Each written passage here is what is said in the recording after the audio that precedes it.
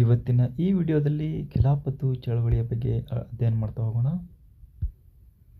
ಖಿಲಾಫತ್ ಚಳವಳಿ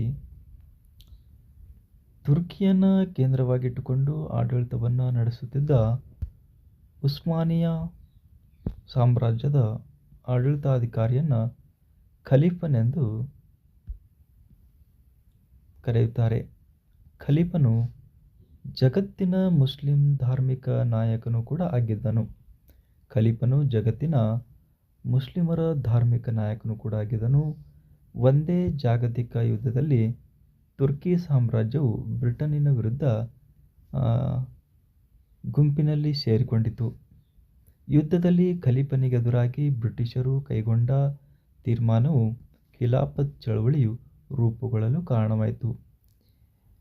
ಈ ಒಂದು ಯುದ್ಧದಲ್ಲಿ ಅಂತಂದ್ರೆ ಖಲೀಫನಿಗೆ ಎದುರಾಗಿ ಬ್ರಿಟಿಷರು ಕೈಗೊಂಡ ಒಂದು ತೀರ್ಮಾನವು ಖಿಲಾಫತ್ ಚಳವಳಿ ರೂಪುಗೊಳ್ಳಲು ಪ್ರಮುಖವಾದ ಕಾರಣವಾಗ್ತದೆ.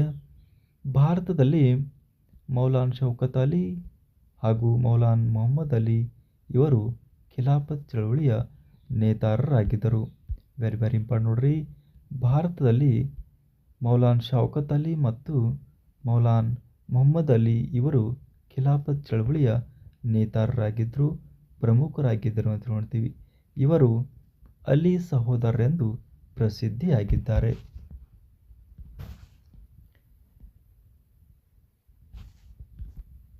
ರೌಲಟ್ ಆ್ಯಕ್ಟ್ಗೆ ಎದುರಾಗಿ ಬೆಳೆದು ಬಂದ ಹಿಂದೂ ಮುಸ್ಲಿಂ ಐಕ್ಯ ಇನ್ನಷ್ಟು ದೃಢವಾಗಲು ಖಿಲಾಫತ್ ಚಳವಳಿಯು ಕಾರಣವಾಗಬಹುದೆಂದು ಗಾಂಧೀಜಿಯವರು ಬಲವಾಗಿ ನಂಬಿದ್ದರು.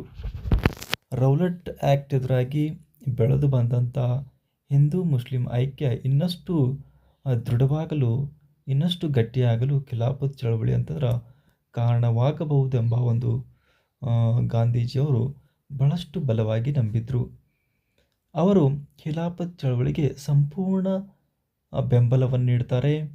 ಮಹಾತ್ಮ ಗಾಂಧೀಜಿಯವರಂತ ಖಿಲಾಫತ್ ಚಳವಳಿಗೆ ಸಂಪೂರ್ಣವಾಗಿರುವಂಥ ಒಂದು ಬೆಂಬಲವನ್ನು ನೀಡ್ತಾರೆ ಹಾಗೂ ಸಹಕಾರವನ್ನು ನೀಡಿದರು. ಅಖಿಲ ಭಾರತ ಖಿಲಾಫತ್ ಸಮಿತಿ ಅಧ್ಯಕ್ಷ ಪದವಿಯನ್ನು ಗಾಂಧೀಜಿಯವರು ವಹಿಸ್ಕೊಂಡ್ರು. ವೆರಿ ವೆರಿ ಇಂಪಾರ್ಟೆಂಟ್ ನೋಡ್ರಿ. ಅಖಿಲ ಭಾರತ ಖಿಲಾಫತ್ ಸಮಿತಿಯ ಅಧ್ಯಕ್ಷ ಪದವಿಯನ್ನು ಗಾಂಧೀಜಿಯವರು ವಹಿಸಿಕೊಂಡರು. 1919 ಅಕ್ಟೋಬರ್ 17 ಭಾರತದಾದ್ಯಂತ ಖಿಲಾಫತ್ ದಿನವನ್ನಾಗಿ ಆಚರಣೆಯನ್ನು ಮಾಡಲಾಗ್ತದೆ. ವೆರಿ ವೆರಿ ಇಂಪಾರ್ಟೆಂಟ್ ನೋಡ್ರಿ. 1919 ಅಕ್ಟೋಬರ್ 17 ಭಾರತದಾದ್ಯಂತ ಖಿಲಾಫತ್ ದಿನವನ್ನಾಗಿ ಆಚರಿಸಿದರು. ಈ ರೀತಿ ಅಂತಂದ್ರೆ ಮಹಾತ್ಮ ಗಾಂಧೀಜಿಯವರು ಖಿಲಾಫತ್ ಚಳವಳಿಗೆ ಸಂಪೂರ್ಣವಾದ ಬೆಂಬಲವನ್ನು ನೀಡಿದರು ಅಂತೇಳಿ ನೋಡ್ತೀವಿ.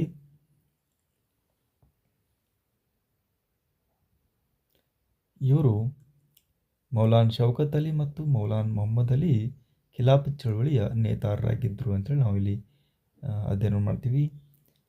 ಈ ಒಂದು ವಿಡಿಯೋದಲ್ಲಿ ನಾವು ಖಿಲಾಫತ್ ಚಳವಳಿಗೆ ಸಂಬಂಧಪಟ್ಟಂಥ ಮಾಹಿತಿಯನ್ನು ಸಂಕ್ಷಿಪ್ತವಾಗಿ ಅಧ್ಯಯನ ಮಾಡಿದೆವು. ಈ ವಿಡಿಯೋ ನಿಮಗೆ ಇಷ್ಟವಾದರೆ ಲೈಕ್ ಮಾಡಿರಿ, ಶೇರ್ ಮಾಡಿರಿ ಮತ್ತು ಸಬ್ಸ್ಕ್ರೈಬ್ ಮಾಡಿಕೊಳ್ಳಲು ಮರೆದ್ರಿ ಅಂತ ಹೇಳ್ತಾ ಧನ್ಯವಾದಗಳು.